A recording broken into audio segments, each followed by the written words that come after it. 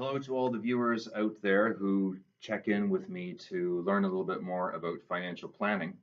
I'm going to talk today about something that I get requests for not that infrequently about should I invest in cannabis stock or Bitcoin, or something I had a couple of weeks ago was shares that could be purchased in an agency that plants these amazing trees around the world to reduce the carbon footprint. I'm going to preface this by saying that I'm not licensed to give stock or speculative investment advice. Licensed for insurance and mutual funds. So this isn't telling you whether you should or you shouldn't. But I do want to let you know what I tell my clients about speculative investments. So I'm not pro or con speculative investments. Uh, they may have a particular place in a portfolio, but there's some things that you should be aware of, especially if you haven't used up some of the standard investment tools that are available to you. So the biggest thing I say with speculative investments, and I'll use cannabis stock as an example, is use the money that you don't care about losing. And what I mean by that is there's a certain gambling component to speculative investments. And yes, they're showing great returns right now. And I know people who bought in with cryptocurrency when it was at a low amount, and their money has done hundreds of percent better.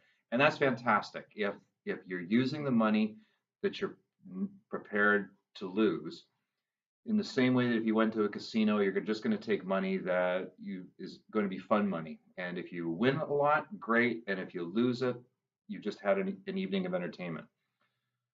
The reason I say that is because speculative investments that are not, they don't have the same fundamentals beneath them like traditional investment vehicles do in Canadian markets or the US markets or international markets. They are subject to two very specific risks. And the first thing you need to be aware of is the investment risk. And there's two main investment risks that you're going to be subject to with speculative investments. And the first is a political risk. So cannabis stock is doing really well because Canadian government is expected to legalize marijuana and its distribution in October of this year. And the industry is booming. But because it hasn't been around very long, there's nothing to say that that decision couldn't be reneged, altered, changed in any way, and is the market value is entirely or mostly dependent upon what the federal government is going to say for its regulations. So you another year from now, perhaps the decision is different or the government changes and a new government decides that cannabis is no longer legal, or we get into a huge long battle about it. All of those things are going to affect the value of your investment. Contrast that with something like Canadian financials. So Bank of Montreal, RBC, Scotiabank, TD Canada Trust, London Life Insurance, all of those companies, there are other components within their fundamentals that differences in opinion the federal government may eat around the edges of some of the returns, but it's not going to cause a wholesale catastrophe in the industry that overnight all of the value is gone. There's with speculative investments, there's always that possibility that something could happen within a political decision, either domestically or foreign governments, especially if some of those investments are overseas, that could absolutely wipe out all of your investments all at once. And the other is a currency risk. So again, if you're investing overseas and we have a different currency that's being used, you have no control over whether the hundreds of dollars that you put in Canadian are still recognized at that same currency level overseas. So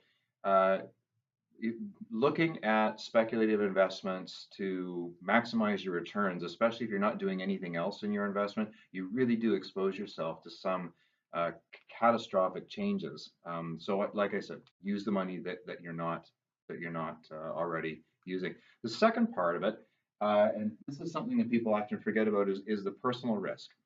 So when I meet with my clients, and those of you who've watched my videos know that I talk about both sides of your financial planning, both the wealth building side and the risk management side. So the investments and then the insurances that protect.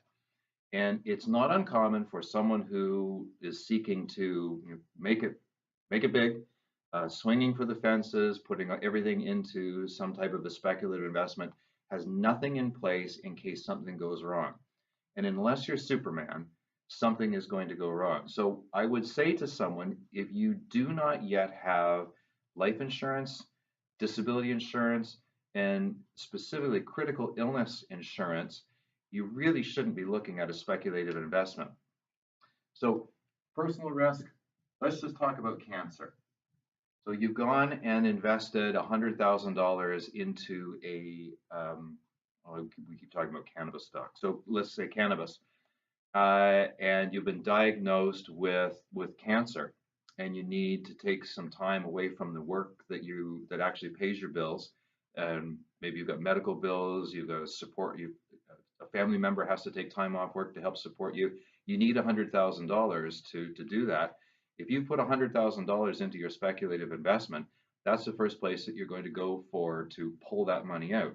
But that was intended for a long-term investment. So not only have you compromised what your initial intent had been for that, if there's been any downturn in the marketplace because of these other two factors that we talked about, your $100,000 maybe $80,000 or $60,000, or maybe it's zero at that point. So if you're going to put some money into a speculative investment, absolutely talk with a financial advisor to make sure that it makes sense for you, that you've made the most of the other opportunities that are there, and that you've taken care of some of those risks with. And I've talked about critical illness insurance. With return of premium, you get it all back again anyway. But if you did have to pull money out of your assets in order to take care of a family health emergency, that you weren't put into a position of having to use up your cryptocurrency. So two relatively simple things to consider on a speculative investment.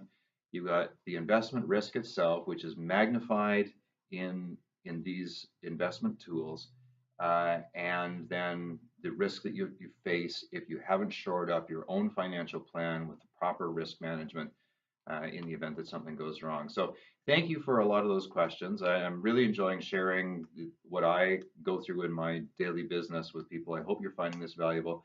Please email me, pop something in the box below, or message if you have any specific questions, or would like to get a hold of me to ask a question that I haven't covered or would like some more detail. So thanks very much, everyone, and we'll see you again soon.